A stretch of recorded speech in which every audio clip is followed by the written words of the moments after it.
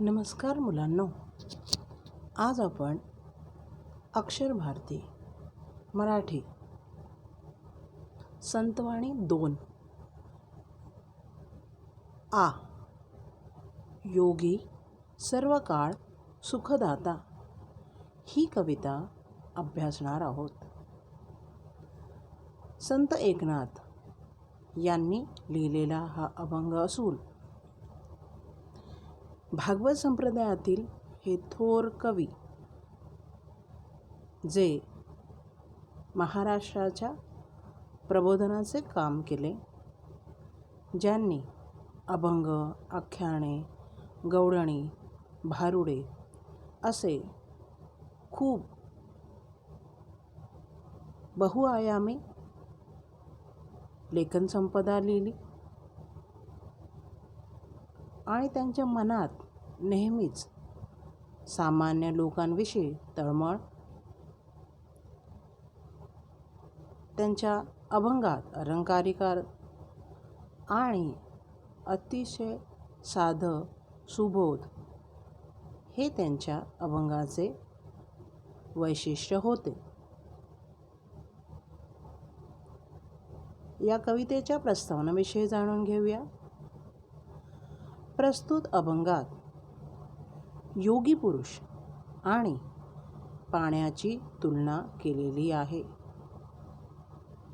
योगी पुरुष हा नेहमीच पाण्यापेक्षा कसा श्रेष्ठ असतो हे त्यांनी विविध दृष्टांतातून म्हणजेच उदाहरणातून स्पष्ट केलेले आहे.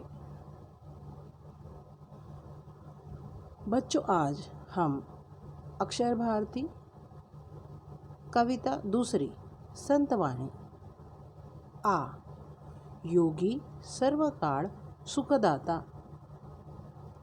इस अभंग के बारे में जानेंगे. यह अभंग संत एकनाथ जी ने लिखा है, जो कि जो भागवत धर्म है, संप्रदाय है, महाराष्ट्र में जो बहुत ही ज़्यादा प्रसिद्ध है,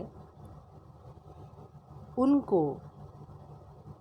प्रबोधन यानी शिक्षा के प्रवर्तक माना जाता है.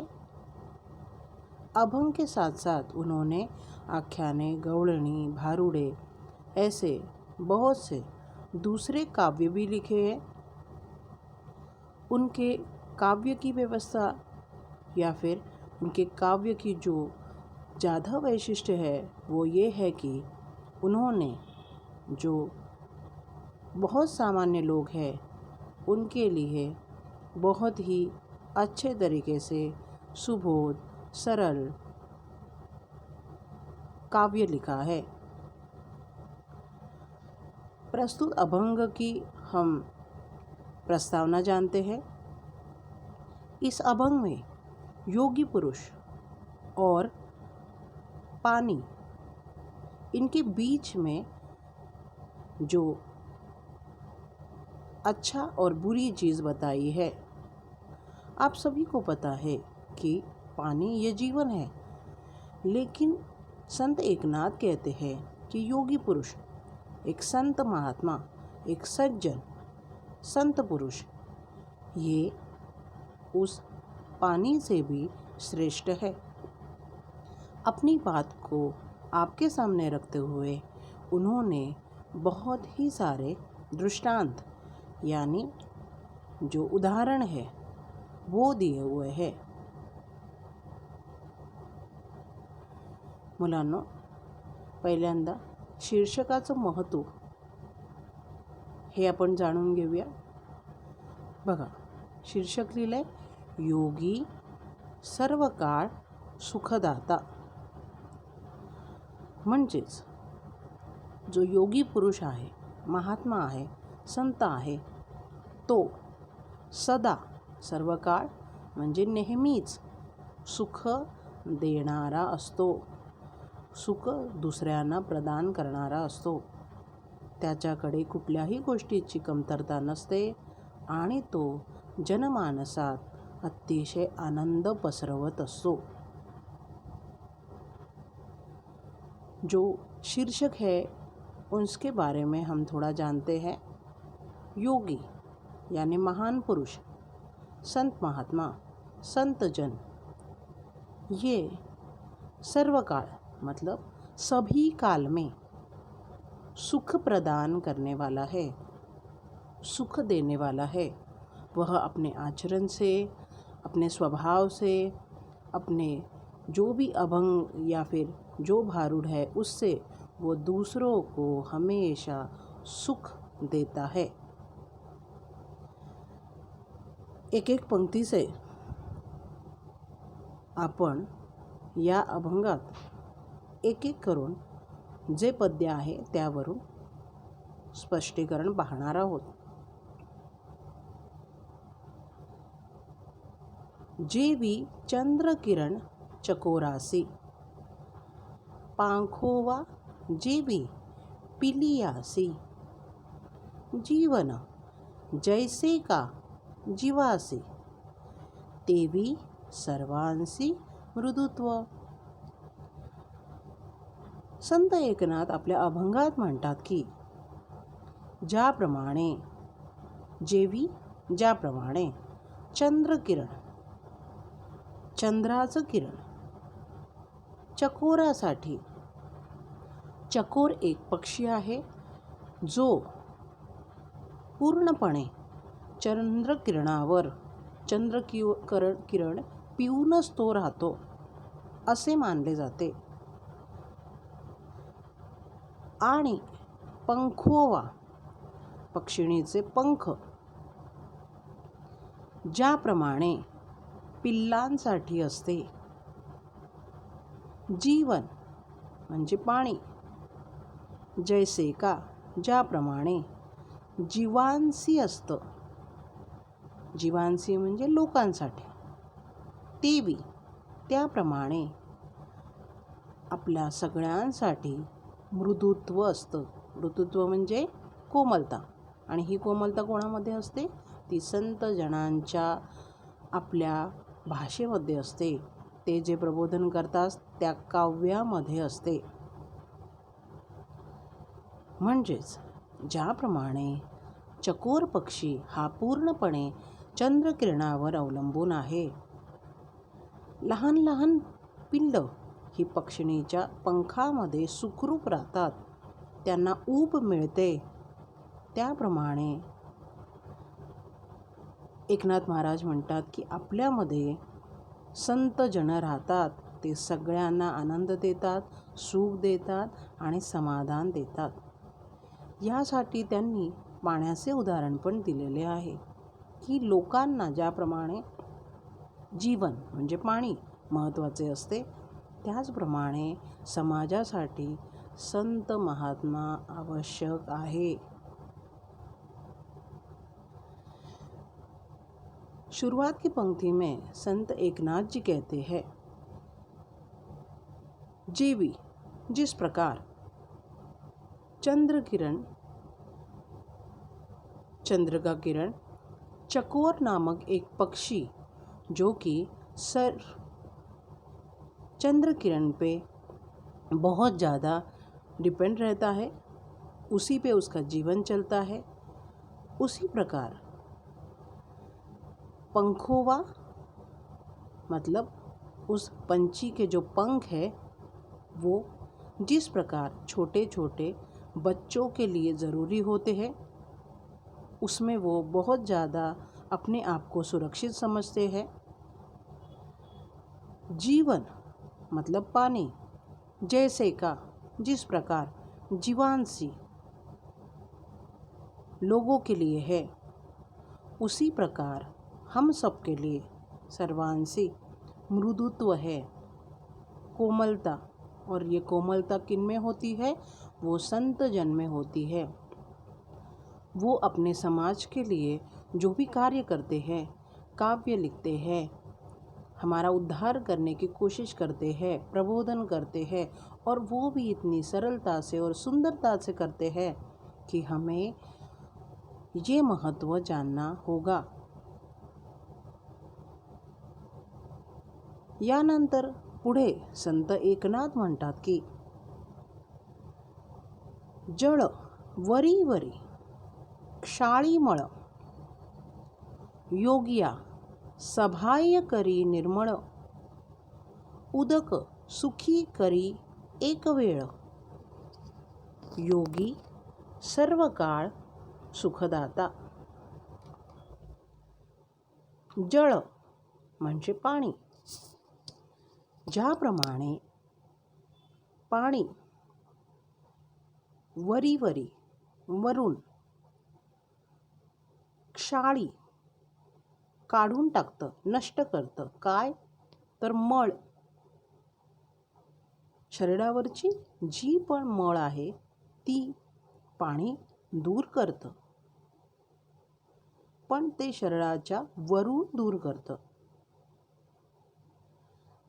योगिया जो संत पुरुष आहे तो सबाह्य आत आणि बाहेरून आपल्याला निर्मळ करतो, पवित्र करतो. उदक सुखी करी एक वेळ. उदक म्हणजे पाणी. तुम्हाला सगळ्यांना तृप्त करतं, सुखी करतं. एक वेळ म्हणजे प्रत्येक वेळा तुम्हाला तहान लागली की पाणी प्यावंच लागते. योगी काय करतो तर तुम्हाला सर्व काळ, सगळ्या काळात तुम्हाला सुखी ठेवतो, सुख देणारा असतो. म्हणजेच योगी तुम्हाला आतून आणि बाहेरून, तुम्ही एखाद्या संत कवीचं वचन ऐकलं, एखादा अभंग ऐकलात, त्यांच्या प्रवचनाला बसलात की तुम्हाला काय होतं? तुम्हाला खूप आनंद मिळतो, तुमच्या सुधारणा होते, तुम्ही काहीतरी वेगळं करायचा विचार करता. पाणी तुम्हाला सुखी करतं, तहान भागवतं, पण ती एक वेळ. पण जे पाणी एक वेळ तुम्हाला सुखी करतं ते नेहमी क्षणी योगीचं प्रवचन ऐकल्यावर, त्यांच्या कीर्तनात तुम्ही गेल्यावर तुम्ही सर्व काळ सुखी होऊ शकता. बच्चों, आगे की पंक्ति में संत एकनाथ लिखते हैं कि जल पानी वरी वरी ऊपर ऊपर से क्षाली नष्ट करना. क्या? तो जो भी गंदी चीज़ है, मड़,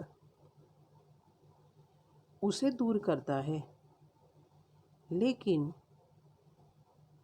योगी मतलब संत महात्मा आपको अपने प्रवचनों से अंदर और बाहर से पवित्र करता है.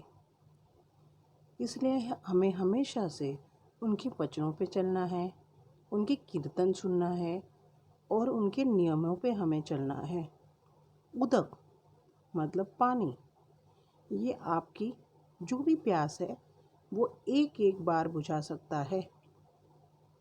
लेकिन यदि आपने उनके प्रवचन सुने तो सेवेची हर बार, जो योगी है वो हमें हर बार हमेशा सुख देता है, सर्वकाल हमेशा, और वो सुख देणारा होता है.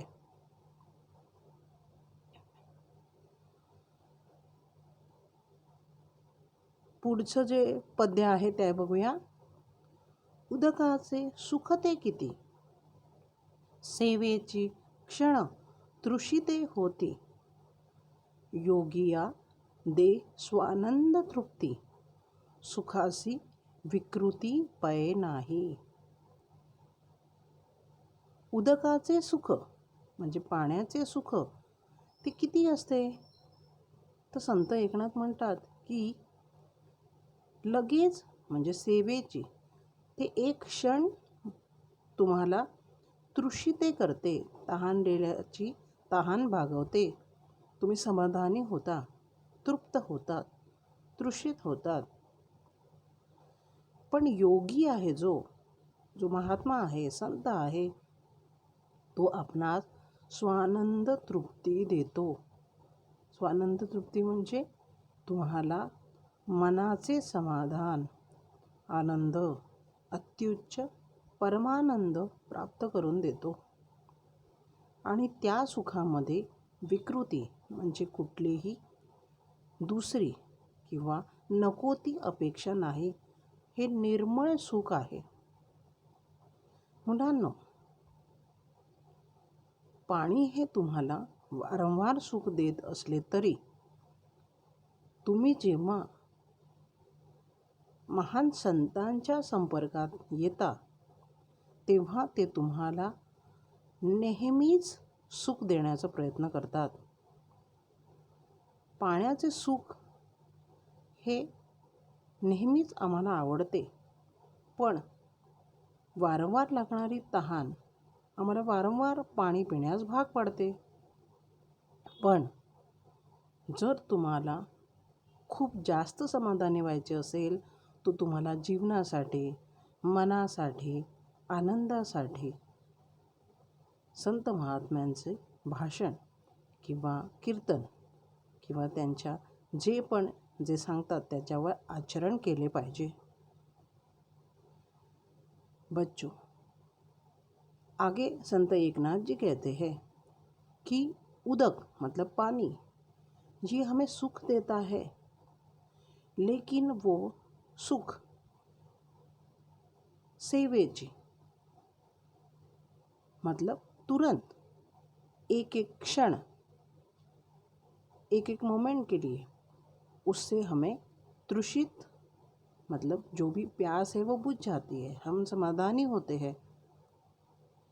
लेकिन जो योगी है वह हमें क्या देता है? संत हमें क्या देते हैं? संत हमें स्वानंद तृप्ति देते हैं. मतलब ऐसा आनंद, ऐसा परम आनंद जो आप कीर्तन, भजन इसके श्रवण से कर सकते हो. जो सुख है, इससे मिलने वाला जो सुख है वह हमें कोई भी प्रकार का गलत वर्तन करने को नहीं सिखाता है. यह पूरी तरह से अच्छा पवित्र सुख है, इसमें कोई भी विकृति नहीं है. उदकाची जे मधुरता ते रसनेची तत्वता. योगियाचे गोडपण पाहता होय निवविता सर्वेंद्रिया. मुलांनो, उदकाची जे मधुरता, पाण्याची जी चव आहे ती अतिशय मधुर असते. आणि ती रसना म्हणजे जी आपली जीभ आहे, जिव्हा आहे, याला तृप्त करते. तो तिचा गुणधर्म आहे. हे तिचं तत्व आहे की पाणी ज्या वेळ तुम्ही प्याल तुमच्या जिभेला अतिशय सुख मिळणार आहे. पण योगी याचे गोडपण कसे आहे तर ते पाण्यापेक्षाही खूप गोड आहे. जर त्याचे तुम्ही कार्य बघितले, त्याच्या तुम्ही कीर्तन आणि जे पण अभंग याचे आचरण केले तर योगी तुम्हाला कसा वाटतो तर योगी पण गोड वाटतो. आणि तो काय निवविते म्हणजे पूर्ण करणे, दूर करणे, तुम्हाला परिपूर्ण करणे. कशाला? सर्वेंद्रिय, तुमची सगळी इंद्रिय ही म्हणजे कान, डोळे, त्वचा, हात, पाय ही जी आपली इंद्रिय आहे त्यांना ते सुख देतं. त्यांना ते कसे वागायचं हे शिकवतं. म्हणजे उदाहरण बघा, एखाद्या कीर्तनाला तुम्ही गेलात आणि तिथे तुम्हाला जे जे चांगले उपदेश मिळाले ते जर तुम्ही केलेत तर आपोआप तुमच्या आचरणामध्ये एक प्रकारचा संयम येतो. काय करावे, खोटे बोलावे की नाही, कार्य चांगले करावे की नाही, आईवडिलांचे ऐकावे की नाही, हे तुम्हाला कळते. म्हणजे आपोआप तुमची सर्वेंद्रिय त्या कीर्तनासाठी त्यांच्यामध्ये सुधारणा झाली की नाही. संत एकनाथ जी अपनी अगली पंक्ति में कहते हैं, उदकाची जे मधुरता, पानी मधुर है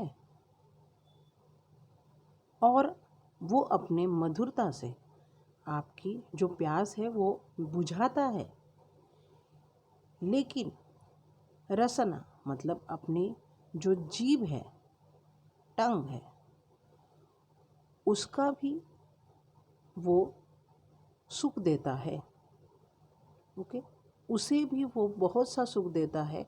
जब भी आप पानी पियोगे आपकी जो जीभ है, जिह्वा है, उसे हमेशा उसके गुणधर्म से सुख मिलेगा ही। लेकिन आगे संत एकनाथ जी कहते हैं कि योगी जो है, एक संत महात्मा जो है, उसका मीठापन कैसा है? तो वो मीठापन आपके सभी इंद्रियों को, जैसे हाथ हुए, आँखें हुई, पैर हुए, नाक हुआ, इन सभी इंद्रियों को वो बहुत ज़्यादा समाधान देता है, शुद्ध करता है, उनकी ज़रूरत पूरी करता है।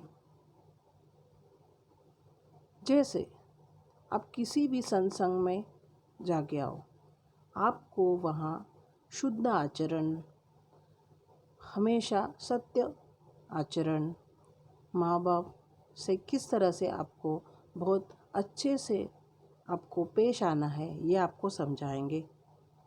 तो इसी तरह से वो आपके सारे जो इंद्रिय है उन पे वह काम करते हैं। एकनाथ जी पुढच्या पंक्तीत म्हणतात, मेघमुखे अधपतन उदकाचे देखोनी जाण, अधपात निवती जन अन्नदाता सकळांसी।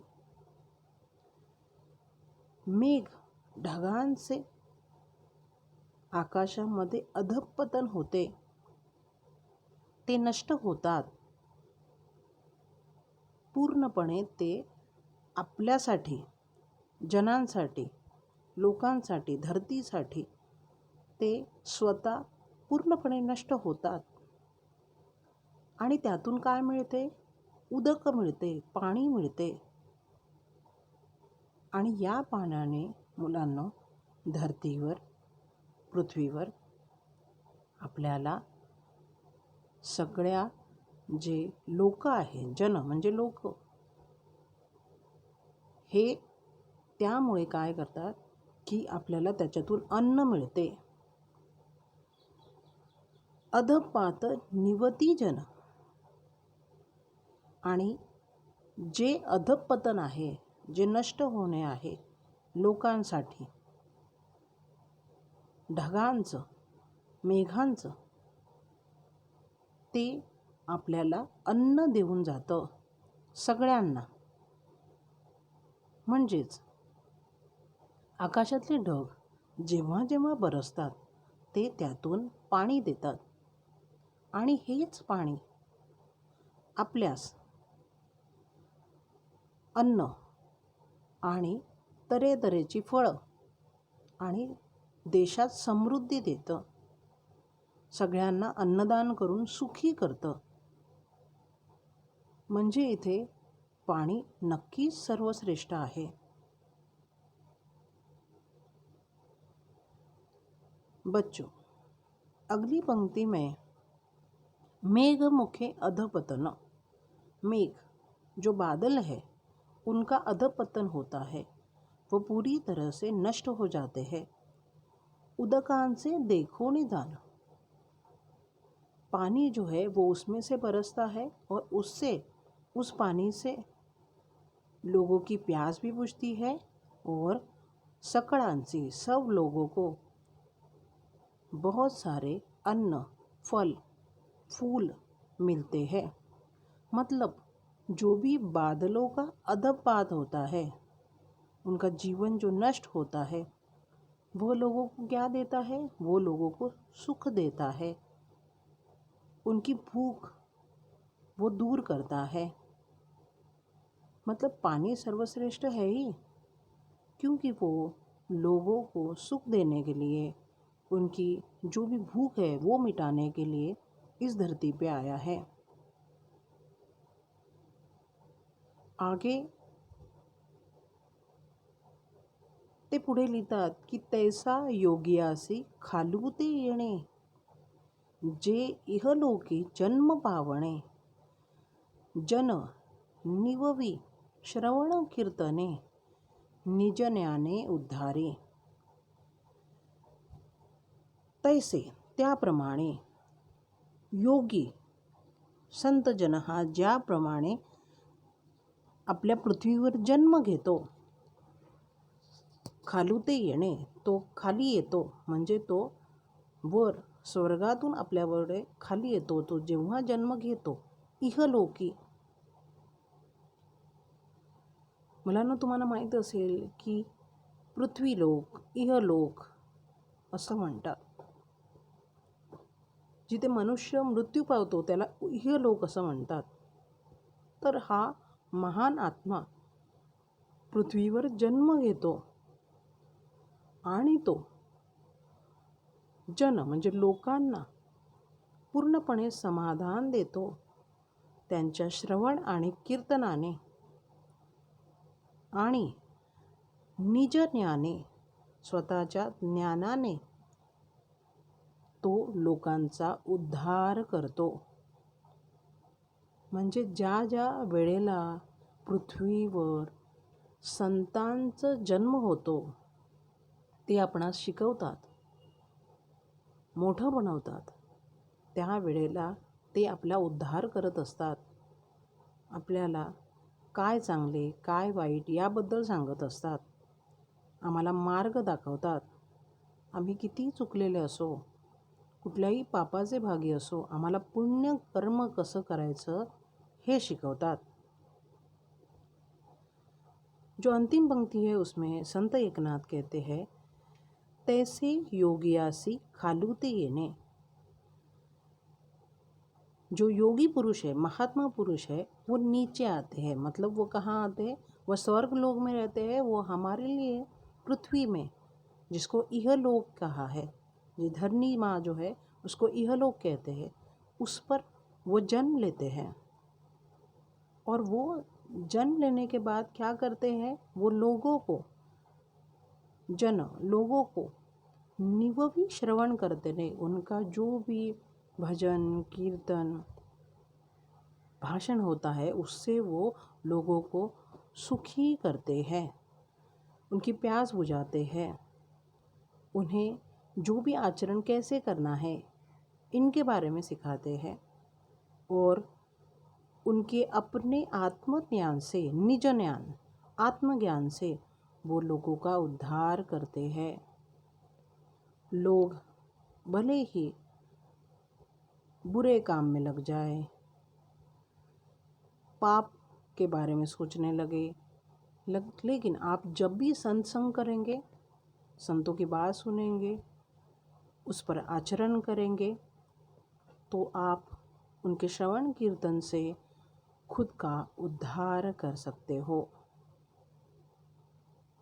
म्हणजे संत एकनाथ यांनी या आपल्या अभंगात असे म्हटलेले आहे की पाणी आणि एक योगी पुरुष, याच्यामध्ये योगी पुरुष हा कसा श्रेष्ठ आहे हे त्यांनी आपल्या या अभंगात सांगितलेले आहे.